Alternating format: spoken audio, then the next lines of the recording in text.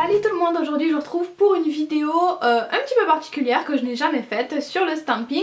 Je vais vous montrer plusieurs plaques de stamping qui sont assez originales dans les formes ou dans la matière. En fait il y a plein de nail art que j'ai fait et que je ne vous ai pas encore publié. Mais je me suis dit que cette vidéo serait sympa. Moi vous le savez, je suis pas forcément très stamping. J'en ai déjà fait, je vous ai déjà montré des vidéos quand je trouvais que certaines techniques étaient intéressantes, mais je n'en fais pas vraiment.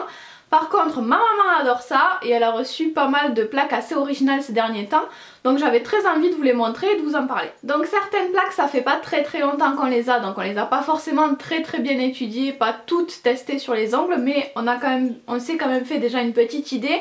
J'ai préparé cette vidéo donc avec ma maman puisque elle les a plus utilisées que moi.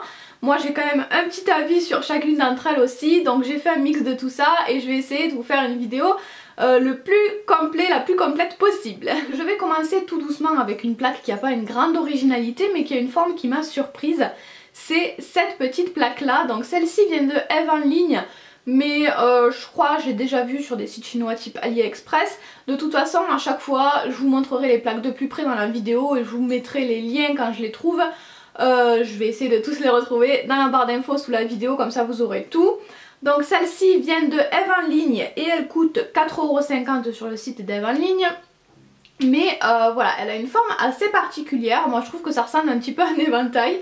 On a un gros rond ici et un plus petit ici. Sur le gros rond on a plein de petits motifs séparés. Et sur le petit rond on a une sorte de motif intégral tout seul. Donc c'est rigolo.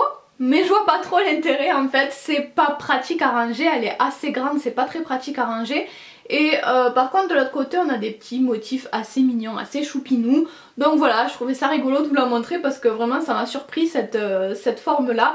Je vois pas vraiment l'intérêt, mais c'est fun et en tout cas si vous aimez les motifs, pourquoi pas.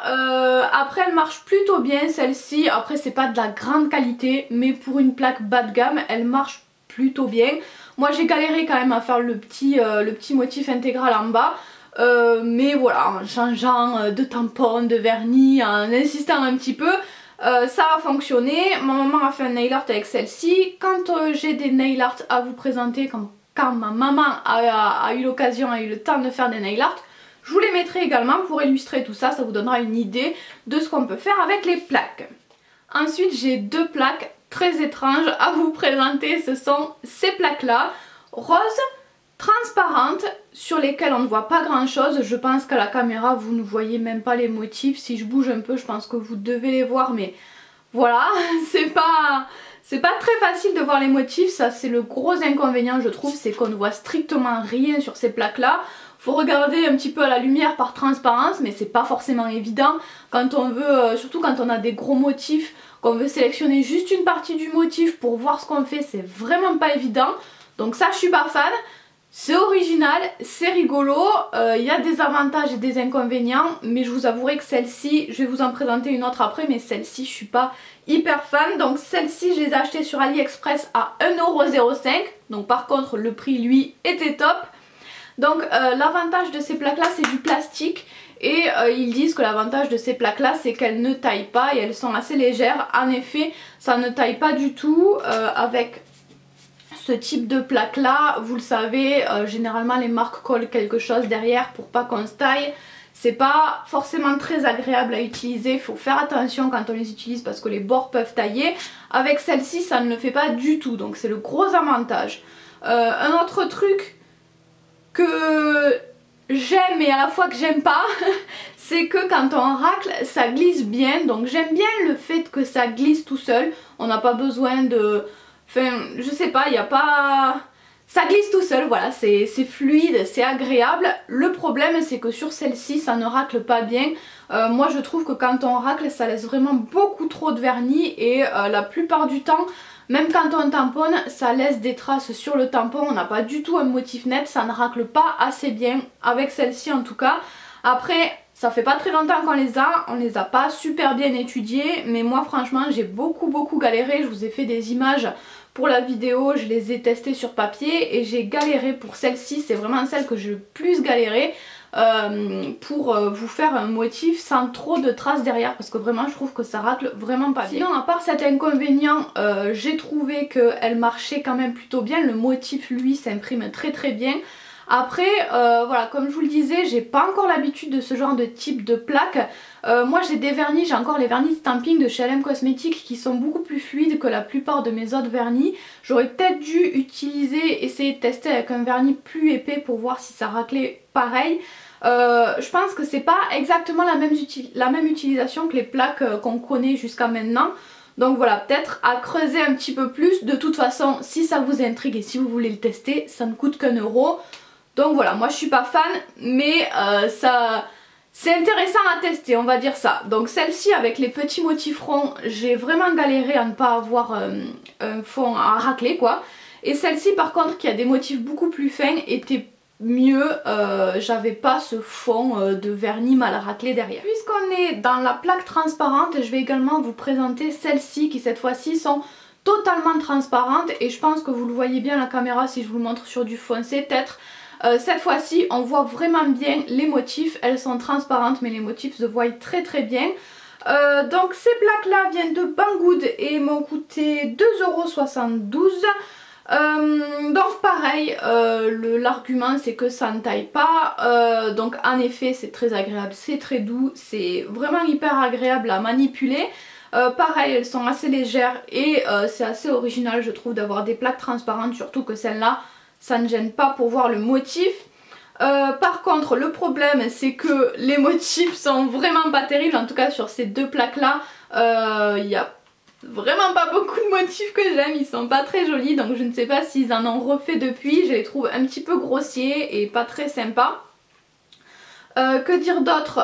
Oui, le motif aussi est gravé, ça fait un petit peu blanc là où c'est gravé et quand vous stampez, par exemple moi j'ai stampé avec un motif, avec un vernis rouge et le rouge reste un petit peu sur la plaque, c'est pas grave, hein, ça n'empêche pas la plaque de fonctionner mais ça laisse une petite teinte sur la plaque, c'est normal, ça surprend. Sinon celle-ci marche plutôt bien, marche beaucoup mieux que les roses d'avant que je vous ai présenté, en tout cas moi je les préfère largement. On peut beaucoup mieux racler, ça laisse beaucoup moins de traces de vernis et voilà, moi j'ai pas eu de soucis avec celle-ci. Donc plutôt contente également, enfin voilà, je les préfère largement aux autres, le problème c'est que les motifs ne sont pas très jolis.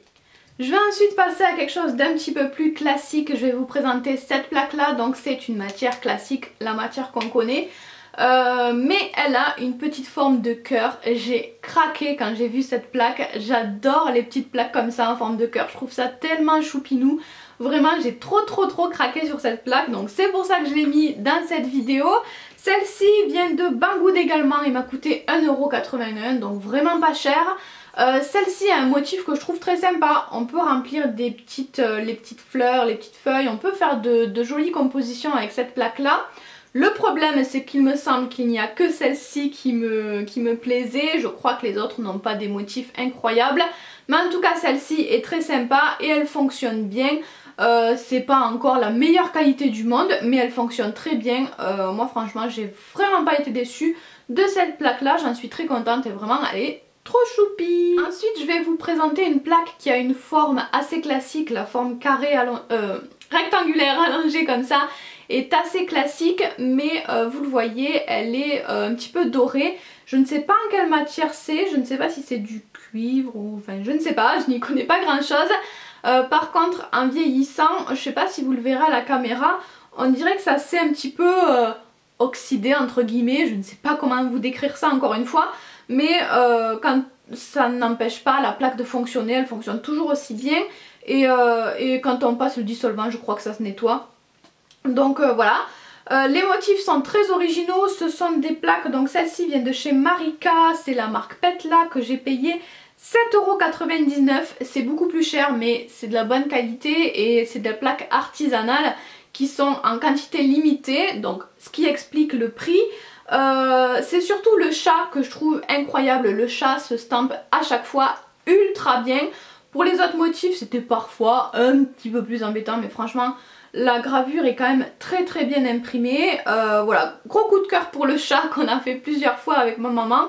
Mais sinon voilà, c'est une jolie plaque et c'est la seule que j'ai en cette matière là, donc c'est pour ça que je voulais vous la montrer aujourd'hui. Après ça n'a pas vraiment de particularité, c'est pas vraiment très différent des plaques classiques. Je ne sais pas en quelle matière sont les plaques classiques, mais bref, vous avez compris. La seule différence c'est peut-être que c'est légèrement plus lourd et quand on racle ça accroche un peu plus, ça adhère un petit peu plus. C'est moins agréable je trouve, mais c'est pas très gênant. Pour terminer, je vous présente cette plaque là qui est une plaque de la marque Sissi & Sissi qui m'a coûté, je regarde à chaque fois sur mon petit papier, 5,99 $. Elle a plein de jolis motifs, elle est vraiment très mignonne, c'est la géométrie 02. Les motifs sont très fins, très très jolis, c'est plein de petits animaux mais en forme géométrique. C'est vraiment très sympa, elle est carrée et c'est en plexi en fait. De l'autre côté que je vous montre, ça ressemble à ça, c'est noir et donc c'est transparent, c'est en plexi. Il y a le petit logo Sissi & Sissi qui m'a gênée parce qu'en fait de l'autre côté ça fait un léger creux au niveau du logo, donc si vous stampez à cet endroit là, parfois il y a du vernis qui se coince au niveau du logo et voilà, il faut l'enlever. Mais sinon ça ressemble, la matière est vraiment très particulière, ça ressemble je trouve aux plaques transparentes que je vous ai montré juste avant. Au niveau du raclage en fait, pareil, ça glisse énormément quand on racle, il n'y a vraiment pas besoin d'appuyer, enfin ça se fait tout seul, ça glisse tout seul. Le problème pareil c'est que parfois ça laisse de légères traces, ça racle pas hyper bien je trouve. Encore une fois à tester, je ne l'ai pas depuis très longtemps, à tester avec différents vernis je pense, peut-être avec des textures plus épaisses que ce que j'ai l'habitude d'utiliser. Mais en tout cas les motifs sont dingues, sont super fins et voilà, je crois que c'est tout ce que j'avais à vous dire. Oui voilà, c'est tout, j'ai regardé mes petites fiches, je pense que je vous ai tout dit.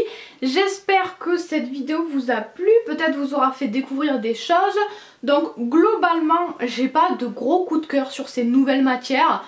Au contraire, pour l'instant je préfère les matières classiques qu'on connaît déjà. Celle-ci était quand même intéressante je trouve, à voir s'ils font par la suite des motifs plus jolis. Mais franchement globalement je préfère toujours largement les matières classiques qu'on connaît en stamping. Après peut-être c'est le début, donc peut-être à améliorer et peut-être moi à tester un petit peu mieux aussi. Voilà, je crois que c'est tout, j'espère que j'ai tout dit encore une fois. Je vous fais tout plein de bisous et on se retrouve la semaine prochaine pour un tuto nail art cette fois-ci. Salut tout le monde, aujourd'hui je vous retrouve pour un tuto nail art qui mélange deux techniques, donc le one stroke et le stamping.